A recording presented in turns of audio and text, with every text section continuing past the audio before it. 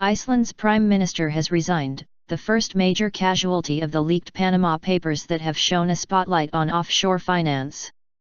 The leaks, from Panama-based law firm Mossack Fonseca, showed Sigmundur Gunnlaugsson owned an offshore company with his wife but had not declared it when he entered Parliament.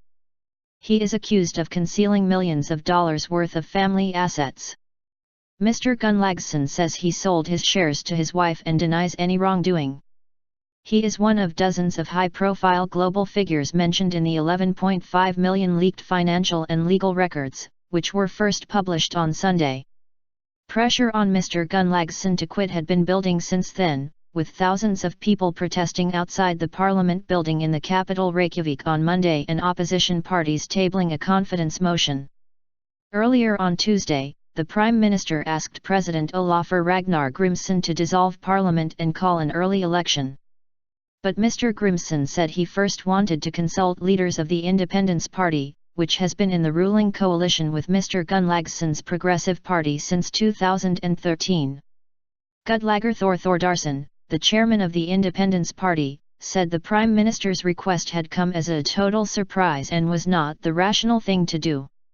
Later, ahead of the confidence vote, Mr Gunnlaugsson announced he was stepping down.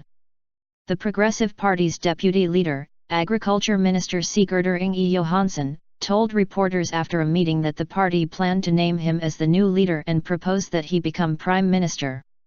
Despite the resignation, Katrín Jakobsdóttir, head of the Left Green movement, told the Reuters news agency that opposition parties still wanted early elections. The documents leaked from Mossack Fonseca show that Mr Gunnlaugsson and his wife bought Wintries in 2007. He did not declare an interest in the company when entering Parliament in 2009. He sold his 50% of Wintries to his wife, Anna Sigurlagsdóttir, for $1.70, 8 months later. Mr Gunnlaugsson says no rules were broken and his wife did not benefit financially. The offshore company was used to invest millions of dollars of inherited money, according to a document signed by Mrs Palsdóttir in 2015. Court records show that Wintries had significant investments in the bonds of 3 major Icelandic banks that collapsed during the financial crisis which began in 2008.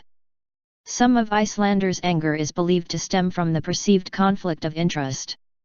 The Prime Minister was involved in negotiations about the bank's future and had characterized foreign creditors who wanted their money back as vultures, while Wintries itself was a creditor.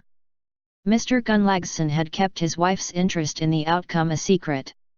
A spokesman for the Prime Minister said on Monday that Ms Palsdóttir had always declared the assets to the tax authorities and that, under parliamentary rules, Mr Gunnlaugsson did not have to declare an interest in Wintries.